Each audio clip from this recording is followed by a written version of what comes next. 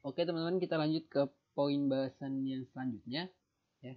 Yakni kita akan membahas di P18.5 ini mengenai return atau pengembalian dan konsinyasi ya. Sebelumnya kita coba lihat teorinya dulu. Lagi-lagi di sini kita menggunakan PPT Pak Muhammad Lutfi Wahrus ya. Nah, jadi di pokok bahasan selanjutnya intinya dan 7 poin ini kita akan coba membahas di poin 1 dan poin 5 yakni terkait dengan sales return dan konsinyasi. Nah, yang pertama sales return ya, yakni pengembalian. Jadi teman-teman, di pengembalian intinya itu penjual dapat mengembalikan dengan 3 cara. Yang pertama itu dengan membayar cash, mengembalikan cash, uang ya. Yang kedua itu bisa dengan mengkredit piutang, ya, AR-nya dikredit. Dan yang terakhir itu bisa dengan mengganti produk atau berarti inventory di kredit ya.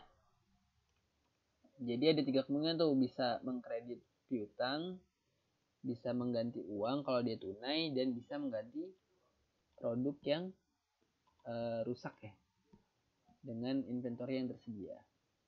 Oke, coba kita baca. Ini soal yang tadi ya. Jadi di sini konteksnya adalah pertanian dan ada 3 jenis produk ya dengan harga jual sekian dan cost-nya yang dalam kurung ini. Oke, kita coba bahas yang poin A dan poin B untuk masalah pengembalian ini atau returns. Oke, di poin A pada 1 Januari 2019 REIT menjual 40 augers ya. Augers ini yang ini berarti dia harga pasarnya 1.200 dan costnya 800.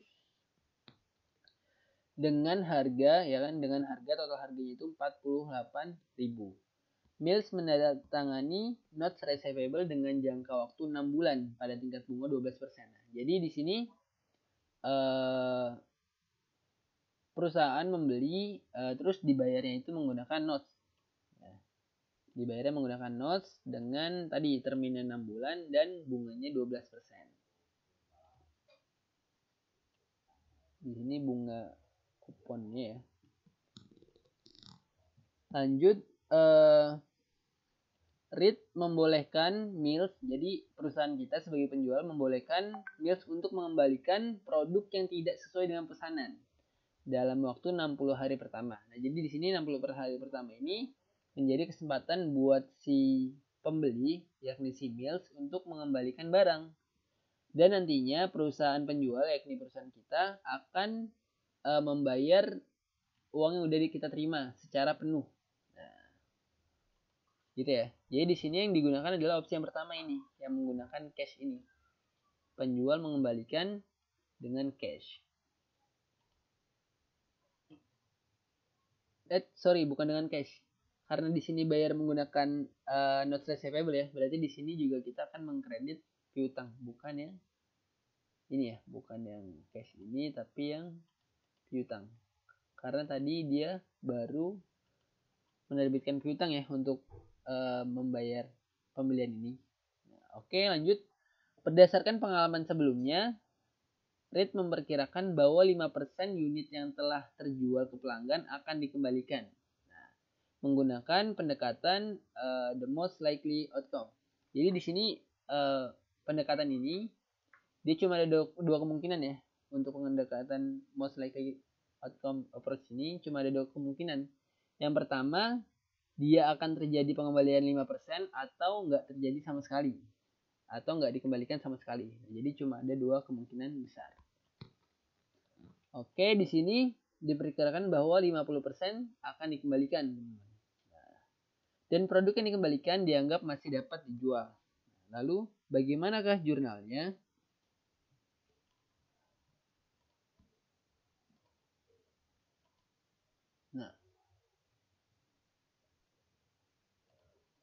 Nah, jadi teman-teman, untuk mencatat jurnalnya ini, jurnal perkiraan ini ya, ini kan masih sebuah perkiraan nih. 5% yang tadi itu kan masih sebuah perkiraan nih.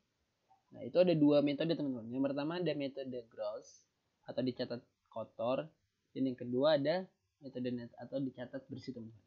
Nah, untuk metode kotor ya kan atau gross, kita hanya perlu mengkalikan atau menjurnal seperti biasa aja. Seakan-akan tidak akan terjadi sebuah pengembalian ya. Pokoknya normal aja lah catatan. Yakni tadi 40 unit dikali dengan penjualannya.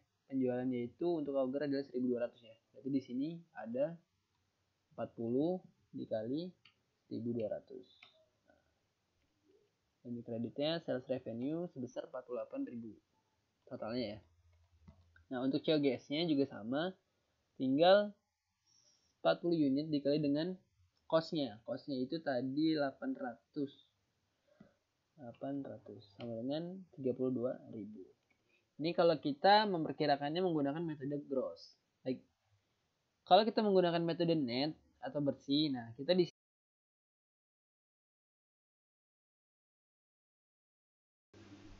Oke teman-teman, tadi yang pertama itu ada metode kotor, sekarang metode bersihnya. Nah, jadi kalau metode bersih, di sini kita udah mengestimasikan nih adanya cadangan daripada sales return and allowance. Caranya seperti ini ya. Di sini tetap 48.000. Untuk allowance-nya berarti 5% dikali dengan ini.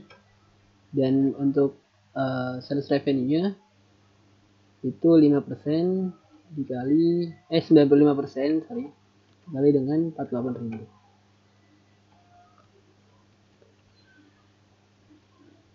Seperti itu ya. Nah, untuk inventory-nya juga sama. Jadi kita harus mengestimasikan nih adanya pengembalian. Jadi di sebelah debit atau bersifat kita pisahkan antara COGS dengan estimasi dikembalikan. Kemudian 5%. Inventory-nya totalnya tadi 32.000 yang ini. Terus ada estimasi pengembaliannya yakni 5% dikali dengan 32.000 dan COGS-nya 95% dikali dengan 22.000.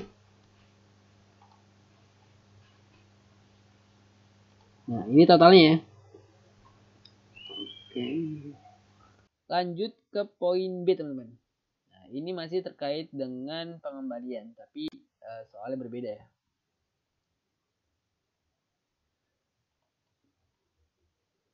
Lanjut, pada tanggal 10 Agustus 2019, REIT menjual 16 mini tranches ke sebuah peternakan. Ya. REIT menyediakan 4% diskonnya. Jadi di sini diskon yang disediakan itu ada 4%. Jika pengembalian, nah jadi sini teman-teman, diskon 4% ini syaratnya itu harus ada pembelian yang dilakukan sebanyak 15% lebih tinggi dari pembelian tahun lalu. Jadi syaratnya itu untuk mendapatkan diskon 4% ini, si KOP ini dia harus melakukan pembelian 15% lebih tinggi dari pembelian tahun lalu. Lalu di keterangan selanjutnya disebutkan bahwa mengingat terjadi perlambatan dalam perekonomian, ya, jadi di sini ada semacam penurunan ekonomi ya. Penjualan barang kepada KOP tidak akan mencapai target. Nah, jadi 15% ini dia dianggap nggak mencapai target teman-teman. Karena tadi ada penurunan atau perlambatan ekonomi. Maka siapkan jurnal untuk REIT pada tanggal 10 Agustus 2019. Untuk poin B ini cukup sederhana ya. Karena kalau kita ingin memperkirakan itu nilainya itu harus andal ya. Nah, karena di sini ada penurunan ekonomi, dia dianggap kurang andal gitu, kurang menjadi estimasi terbaik. Nah, jadi di sini kita nggak perlu mencatat adanya ini ya, adanya diskon. Langsung aja berarti. Cashnya sama dengan unit yang terjual ada 16 dikali dengan di sini 3.600. Ya, 3.600 harga jualnya, costnya 2.000. Sama dengan 57.600. Nah, untuk COGS-nya tinggal kita kali aja tadi. 30 berapa tadi? 16 unit, 16 unit dikali dengan 2000.